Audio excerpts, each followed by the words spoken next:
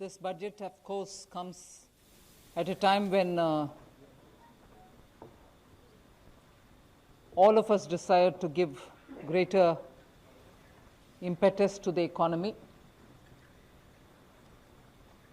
And that impetus we thought would be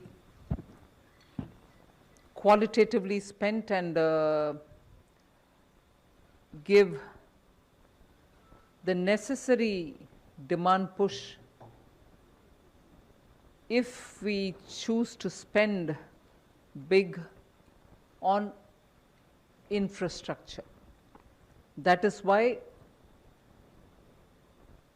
if there are two important features of this budget, it is that we chose to spend big on infrastructure, which spans across roads, bridges, ports,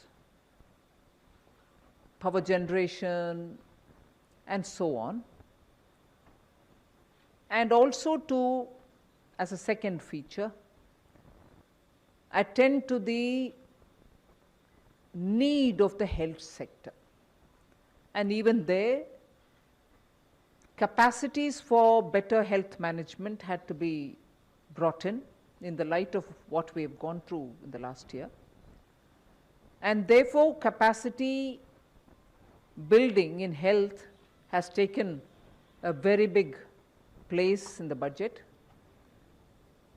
I've just given a probably just a feeler on what capacities we are talking about, whether it is establishing of labs, whether it is establishing of National Institute of Virology, or whether it is looking at the blocks where you need critical care centers, or whether you're looking at testing labs.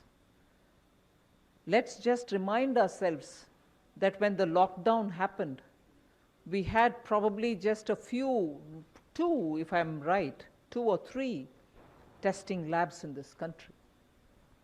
During the lockdown, that number was increased to a couple of hundred. Now, therefore, one of the things that we've aimed here is testing labs, Institute of Virology, aspirational districts having better health care. So, infrastructure spend for health has gone down to the level of planning for the block level requirements, aspirational district level requirements, state level requirements, and national institute level requirements. So, two features when I said are one in general spending on infrastructure, for which there is a 37% increase in the budget. 5,45,000 crores is what we are giving for this year. And health, it was also something which received something like 94,000 crores in BE of this year, has gone to 223 lakh crores. So you find big numbers in health, big numbers in infrastructure. But this doesn't really mean that we've ignored agriculture, where there too we have placed emphasis. I've increased, as I read it out in the budget, the allocation for NABARD for being able to send more credit through to the farmers.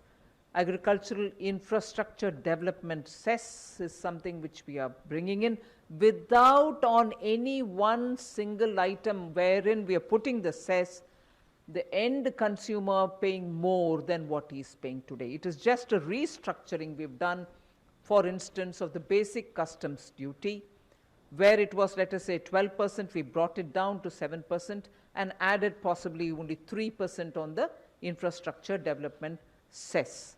End of the day, the consumer has ended up paying that much only or less.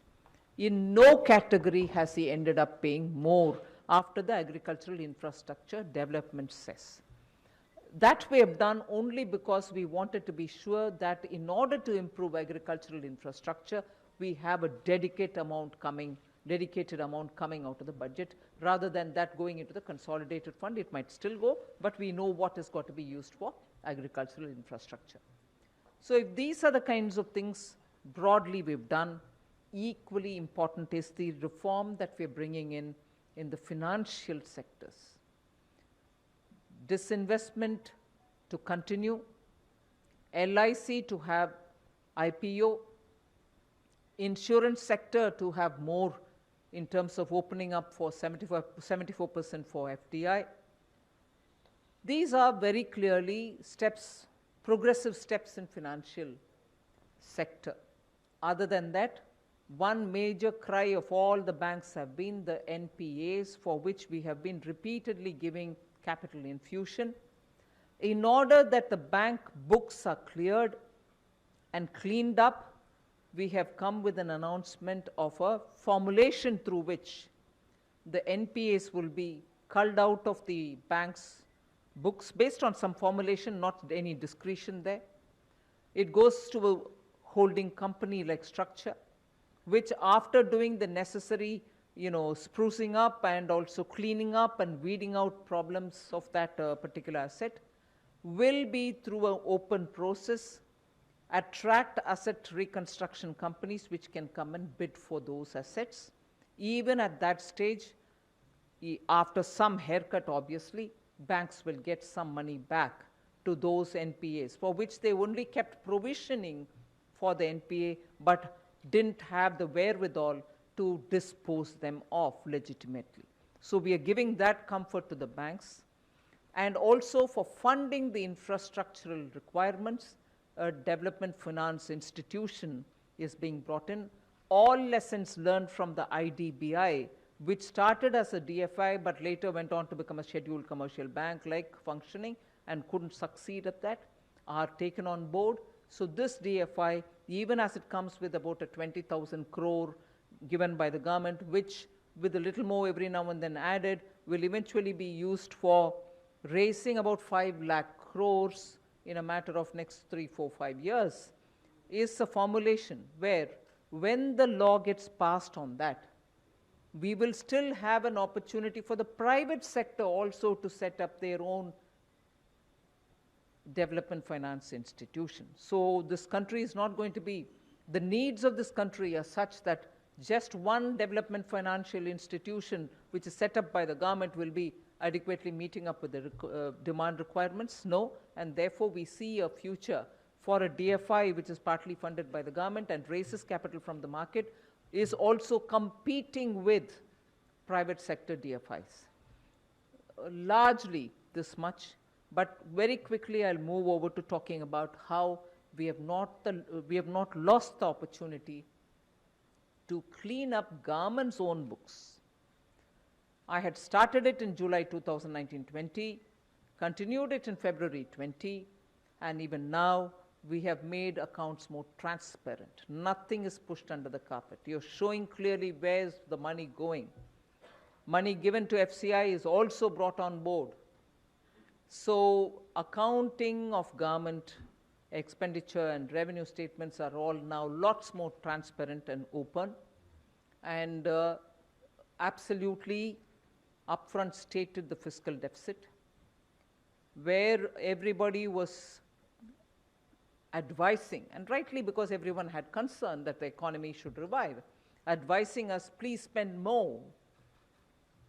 We not only ensured that the capital expenditure of the government was repeatedly reviewed and spending was encouraged and pushed, we ensured that the spending will not get delayed, and that is why even though we announced one capital expenditure amount during the BE, even that has gone up, that in the RE I had to make additional provisions for it. With that in mind, we have also increased the spending in the forthcoming year. As a result, borrowing increased. Our fiscal deficit, which started at 3.5 during February 2020, has gone to 9.5% of the GDP. So we have spent, and we have spent. Otherwise, your fiscal deficit wouldn't have reached this money, this number. But does that mean that we are going to show it and forget it?